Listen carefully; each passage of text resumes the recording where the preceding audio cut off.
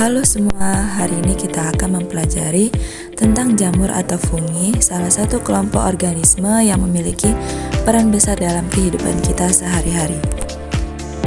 Setelah mempelajari materi ini, kalian diharapkan mampu menjelaskan ciri-ciri jamur, mengelompokkan jenis-jenis jamur, serta memahami perannya dalam kehidupan.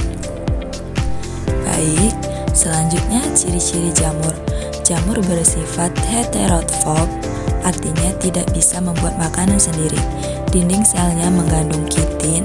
Tubuh jamur tersusun dari benang-benang halus yang disebut hifa, dan kumpulan hifa disebut miselium.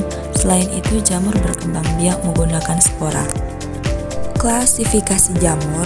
Jamur dapat diklasifikasikan menjadi 4 kelompok utama. Yang pertama itu zygomicota, yang kedua ascomycota, yang ketiga basidiomycota, dan deuteromycota. Yang pertama itu zygomicota. Teman-teman pernah lihat roti berjamur atau pembuatan tempe?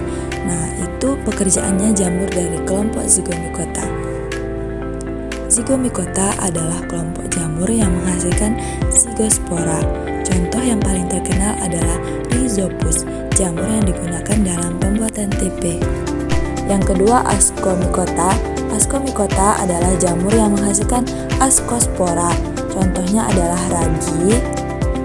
Teman-teman lihat inilah ragi. Ragi itu jamur kecil banget yang sering kita pakai buat bikin roti mengembang.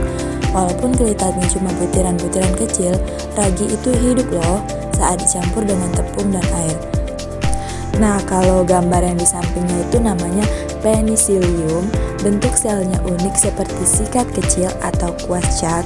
Dari ujung-ujung kuas ini, jamur penicillium membuat spora, yaitu titik-titik kecil yang bisa menyebar. Jamur ini penting banget karena dari penicillium lah ditemukan antibiotik penicillin, obat yang membantu banyak orang sembuh dari infeksi. Yang ketiga, basidiomycota adalah jamur yang berproduksi dengan spora khusus yang disebut basidiospora, yang tumbuh di sebuah struktur bernama basidium. Banyak dari jamur ini memiliki tubuh buah yang bisa kita lihat, seperti payung jamur yang sering kita temui di hutan atau kebun. Jamur basidiomycota punya peran penting dalam ekosistem.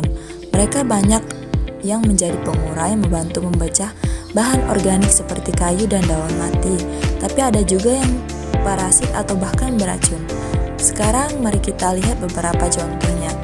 Seperti di gambar, yang pertama itu jamur kuping atau Auricularia, biasanya tumbuh di kayu lapuk dan bisa kita konsumsi. Yang kedua, pada gambar yang kedua itu jamur tiram, Pleurotus ostreatus, sering dibudidayakan dan juga lezat dimakan. Sedangkan pada gambar ketiga itu jamur beracun seperti amanita yang berbahaya dan tidak boleh dimakan. Klasifikasi yang terakhir yaitu deuteromycota adalah jamur yang tidak diketahui fase seksualnya. Jadi mereka hanya bereproduksi secara aksesual melalui spora yang disebut conidia. Karena itu mereka dulu sulit diklasifikasikan dan sering disebut jamur tak sempurna.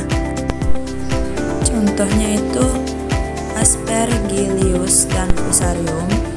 Di layar kalian bisa lihat gambar struktur Aspergillus. Perhatikan cabang-cabangnya yang menghasilkan spora di ujungnya itu disebut conidiophore. Spora inilah yang akan menyebar dan membentuk jamur baru.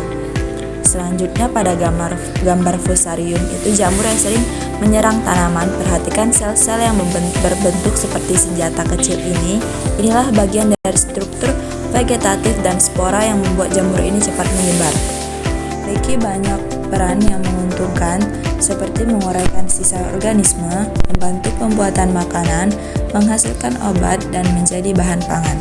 Namun, jamur juga dapat merugikan. Beberapa jenis jamur menyebabkan penyakit pada manusia, merusak tanaman, dan membuat makanan cepat basi.